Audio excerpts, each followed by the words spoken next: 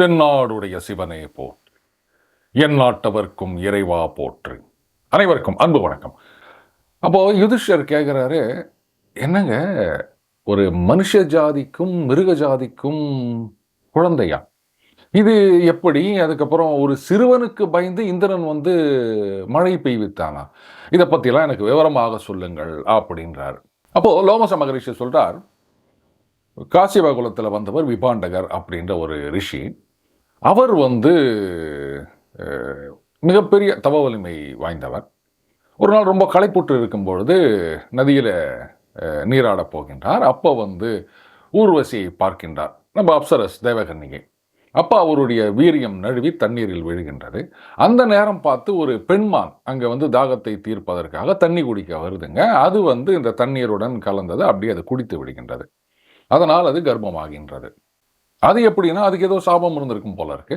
பிரம்மதேவர் என்ன சொன்னாரா, நீ பூமியில பெண்மானாக பிறந்து ஒரு ரிஷியை பெற்றெடுத்து அதன் பிறகு நீ உன் சுய உருவை அடைவாய் அப்படின்னு இருக்காராம். அதனால தான் அந்த பெண்மான் இப்படி கர்ப்பம் முட்டுறது அப்படின்வாங்க. இந்த குழந்தை பிறக்கும் பொழுது தலையில கொம்புடன் பிறந்ததாம். மேபி மானிடம் பிறந்ததுனால இது தலையில கொம்பு இருக்க போல இருக்கு. அந்த குழந்தை தான் ரிஷ்யசிருங்கர். இதை விபாண்டகர் அவருடைய ஆசிரமத்தில் வைத்து வளர்த்து வருகின்றார். அந்த ரிஷ்யசிருங்கர் பிறந்ததிலிருந்து தந்தையை தவிர வேற யாரையுமே பார்த்தது கிடையாதான். இந்த காலகட்டத்தில் பார்த்தீங்கன்னா, அங்க தேசத்தில் லோமபாதன் அப்படின்ற ஒரு அரசன். இவன் தசரதருக்கு நெருங்கிய நண்பன் சொல்றாங்க. அந்த லோமபாதன் தர்மமெல்லாம் தெரிந்தவன். ஆனால் என்னவோ தெரியல, ஏதோ ஒரு காலகட்டத்தில் அவனுக்கும் பிராமணர்களுக்கும் ஒரு சின்ன பிரச்சனை விடுகின்றது. போதாக்குறைக்கு இந்த அரசனுடைய புரோகிதர் ஏதோ ஒரு சின்ன தப்பு பண்ணிடுறாருங்க. அதனால அந்த அரசன் இருக்கின்ற நாட்டில் மழையே பெய்யவில்லை. மழை பெய்யலன்னா என்ன ஆகும்? அதாவது மழை அதிகமாக பெய்தாலாவது அதை சமாளிப்பதற்கு நம்மக்கிட்ட வழி இருக்குங்க. ஆனால் மழை பெய்யலை அப்படின்னா ரொம்பவே கஷ்டம். ஜனங்க தான் முதல்ல கஷ்டப்படுவாங்க. ஆட்சியில் இருப்பவர்களுக்கு எந்த கஷ்டமும் கிடையாது. அந்த தானியங்களோ மற்ற விஷயங்களோ அவங்களுக்கு எல்லாமே தயாராக இருக்கும். அந்த ஏழை எளிய ஜனங்கள் தான் கஷ்டப்பட போகிறது. இவங்களும் என்னென்னவோ பண்ணுறாங்க, மழை பெய்வதா தெரியவில்லை. அதுக்கப்புறம் எல்லாரையும் கூப்பிட்டு கலந்து ஆலோசனை செய்யும்போது பிராமணர்கள்லாம் அவங்க மேலே கோபமாக இருக்காங்க. பிராமணர்களால் நீங்கள் விடப்பட்டீர்கள், அதனால் அதுக்கு பிராயச்சித்தம் செய்ய வேண்டும் அப்படின்ன பிறகு அவங்களுக்கு அந்த பிராயச்சித்தம்லாம் செய்து என்ன பண்ணலாம் அப்படின்னு மந்திர ஆலோசனை செய்யும் பொழுது இந்த மாதிரி ரிஷ்யசிருங்கர் அவர் இருக்காரு, அவருடைய காலடி பட்டுது அப்படின்னு சொன்னா மழை பெய்யும். அவரை அழைத்து வர வேண்டும். எப்படி அழைத்து வருவது? யார் அழைத்து வருவது? சொல்றாங்க, அவர் பெண்களையே பார்த்ததில்லை, தந்தையை மட்டுமே பார்த்து வளர்ந்தவர் அப்படின்னு சொல்றாங்க. அப்ப லோமபாதர் என்ன பண்றாரு, அரண்மனையில் இருக்க அந்த தாசிகளை எல்லாம் கூப்பிட்டு, நீங்க போயிட்டு அவரை எப்படியாவது நமது நாட்டுக்கு அழைத்து வர வேண்டும், அப்போதான் மழை பெய்யும், அப்போதான் நாம பிழைக்க முடியும் அப்படின்றாரு. இப்போ அந்த தாசிகளுக்கு 2 பிரச்சனை. அரசன் சொன்னதை செய்ய முடியாதுன்னு சொன்னா, அரச கட்டளையை மீறினா அவர் ஏதாவது தண்டனை கொடுப்பார். சரி, அரசன் சொல்லிட்டாரே, இது அரச கட்டளையாச்சே அப்படின்னு சொல்லிட்டு அங்கே போனால் அவரும் மிகப்பெரிய ரிஷி, அவங்க அப்பாவும் ரிஷின்றாங்க, அவங்க ஏதாவது சாபம் கொடுத்துட்டாங்கன்னா என்ன ஆவது? இப்படி மனமயக்கத்துக்குள்ளாகிவிட்டனர். எங்களால் எப்படி போக முடியும் அப்படின்னும் போது வயதான ஒரு பெண்மணி வருகின்றாள். அவள் சொல்கிறா, ராஜா, உங்களுடைய கட்டளையை நான் நிறைவேற்றி வைக்கிறேன், ஆனால் நான் கேட்கறதெல்லாம் கொடுக்கணும் அப்படின்றான்.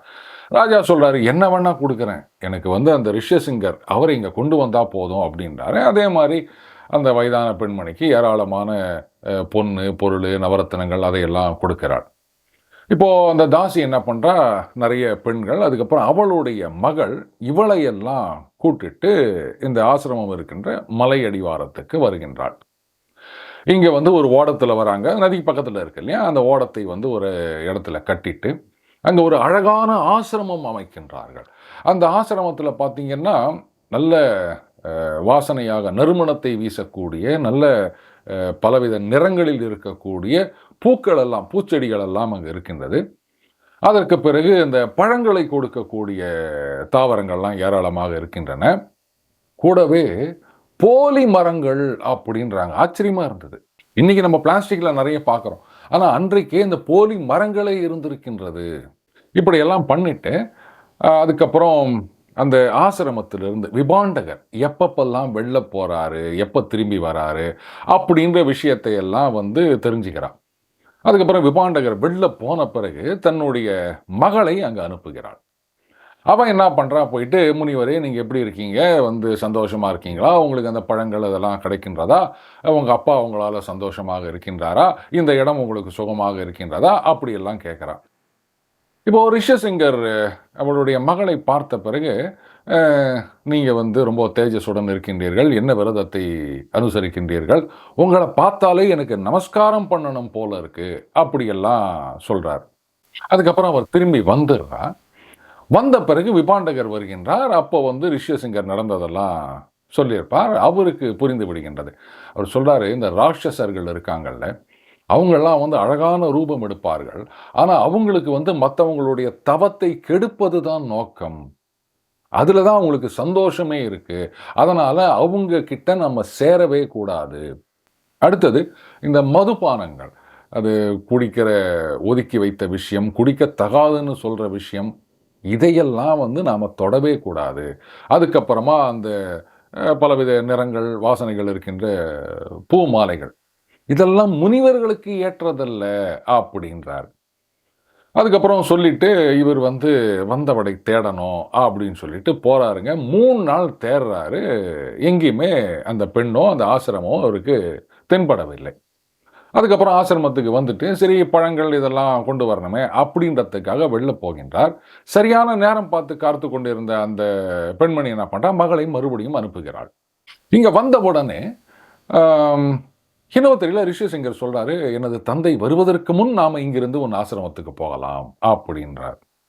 இவளும் என்ன பண்ணுறா, அவரை கூட்டிட்டு வரா. அதுக்கப்புறம் ஓடத்தில் ஏற்றிக்கொண்டு நேராக இந்த லோமபாத அரசன் இருக்கான்ல அங்கதேசம், அங்கே கொண்டு வந்துடுறா. அரண்மனைக்கு கொண்டு போகின்றனர். அங்கே அந்த புறத்தில் கொண்டு போயிட்டு இவரை தங்க வைக்கின்றனர். மழை ஜோன்னு கொட்டுது. லோமபாத அரசனுக்கு ரொம்ப சந்தோஷம். ஆஹா, இந்த மழை இல்லையேன்னு தானே நாட்டு மக்கள்லாம் இவ்வளோ கஷ்டப்பட்டுட்டு இருந்தோம். இந்த ஒரு ரிஷிகுமார் அவர் வந்தார், அவர் காலடி பட்ட உடனே என்னமா மழை கொட்டுது. இப்போ அவருக்கு தெரியும் விபாண்டகர் அவருக்கு வந்து கோபம் வந்திருக்கும், நம்மளை ஏதாவது சபிச்சிட போறாரு அப்படின்னுட்டு அந்த நாட்டின் எல்லையோரங்கள் இருக்கின்ற அந்த உழவர்கள் மற்ற மக்கள் எல்லாரையும் கூப்பிட்டு என்ன சொல்கிறாரு, நீங்கள்லாம் வந்து உங்கள் பசுக்களை ஓட்டி கொண்டு போங்க, அந்த காளை மாடுகளை வச்சு வயலை உழுது கொண்டிருங்கள், அந்த விபாண்டக முனிவர் வருவார், இதெல்லாம் என்னன்னு கேட்டால் இதெல்லாம் உங்கள் மகனுக்கு சேர்ந்தது, அவரால் தான் நாங்கள் வந்து இன்னைக்கு உயிருடன் பழித்திருக்கின்றோம் அப்படின்னு சொல்லுங்க அப்படின்றார். அதே மாதிரி அங்கே விபாண்டகர் வந்து ஆசிரமத்துக்கு திரும்பி வரார். வந்த உடனே மகன் இல்லை அப்படின்ன உடனே இது அந்த அரசனுடைய வேலையாகத்தான் இருக்கும் அப்படின்னு அவருக்கு ஒரு சந்தேகம் வருகின்றது. பயங்கர கோபத்தோட அவர் வந்து அந்த அங்கதேசத்தை நோக்கி வருகின்றார். வர வழியில் மக்களெல்லாம் பார்க்குறாரு. ஒரு பக்கம் வயலில் உழுதுட்டு இருக்காங்க, ஒரு பக்கம் பசுக்களை ஓட்டிட்டு போகிறாங்க. இவரை பார்த்த உடனே அவங்கெல்லாம் வந்து அவருக்கு நமஸ்காரம் செய்து அவருக்கு ஆசனம் கொடுத்து அவரை வந்து பூஜை செய்கின்றனர். அந்த மரியாதைகள் மகிழ்ந்து அவர் கேட்குறார், நீங்கள்லாம் யாரை சேர்ந்தவர்கள் அப்படின்னும் போது, நாங்கள்லாம் அங்க தேசம்ங்க, எங்கள் ராஜா லோமபாதனுங்க அப்படிலாம் சொல்லலை. பாருங்க, இதெல்லாம் இந்த பசுக்களாக இருக்கட்டும், இந்த வயலை உழுது கொண்டு இருக்கின்றோமே இதுவாகட்டும், இந்த மழையாகட்டும், ஜலமாகட்டும், எல்லாமே உங்கள் மகனால் விளைந்தது, எல்லாமே அவருக்கு சொந்தமானது, அதனால் நாங்கள் எல்லோரும் உங்களுக்கு கட்டுப்பட்டவர்கள் அப்படின்றாங்க. இதை கேட்ட உடனே விபாண்டகருக்கு மனசில் ஒரு திருப்தி. என்ன இருந்தாலும் தன்னுடைய மகனால் இந்த நாட்டு மக்களுக்கு ஒரு நன்மை விளைந்தது அப்படின் போது அவருடைய கோபம் வந்து பெருமளவு காணாமல் போய்விடுகின்றது. அன்றைக்கு இரவு அங்கே அவங்களோட தங்கிட்டு அடுத்த நாள் காலையில் அரசனை வந்து பார்க்குறார். இதற்கிடையில் அந்த லோமபாதன் என்ன பண்ணுறான், இப்படி நம்ம தேசத்தில் மழை பெஞ்சதுக்கு காரணம் அப்படின்னா, ஜனங்க பழிச்சதுக்கு காரணம் அப்படின்னா அது இந்த ரிஷி தான். அதனால் அவருக்கு என்ன பண்ணுறான், அந்த அரசன் தன்னுடைய மகளான சாந்தை அப்படின்றவளை திருமணம் செய்து கொடுக்கின்றான். இப்போ விபாண்டகர் அங்கே அரண்மனைக்கு வருகின்றார். தன்னுடைய மகனை பார்க்குறார். பக்கத்தில் வந்து சாந்தை இருக்கிறத பார்க்குறார். இருந்த கொஞ்ச நஞ்ச கோபமும் ஒன்றும் இல்லாமல் போயிடுது. அப்புறம் மகனை பார்த்து சொல்கிறார், மகனே, நீ இங்கே இருந்து ஒரு புத்திர உற்பத்தி செய்து குழந்தை பிறந்த பிறகு நீ வந்து ஆசிரமத்துக்கு வா அப்படின்றார். அந்த லோமபாதன் அவன் மேலே கோபத்தோடு தான் வந்தார். ஆனால் இப்போ போகும்போது அவனுக்கு அனுகிரகம் செய்து விட்டு போகின்றார். இதில் லோமச மகரிஷி யுதிஷ்டர்கிட்ட சொல்கிறார், இந்திராணி இந்திரனிடம் இருந்ததைப் போல, அதுக்கப்புறம் தமயந்தி நளனிடம் இருந்ததைப் போல், அந்த சாந்தையும் வந்து அந்த ரிஷ்யசிங்கரிடம் ரொம்ப பிரீத்தியுடன் இருந்தால். ஒரு குழந்தை பிறந்த பிறகு ரிஷ்யசிங்கர் ஆசிரமத்துக்கு சென்றார் அப்படின்ற எல்லா விவரத்தையும் லோமச மகரிஷி யுதிஷ்டிரிடம் கூறுகின்றார். மீண்டும் அடுத்த பதில் இணைந்திருப்போம். வணக்கம்.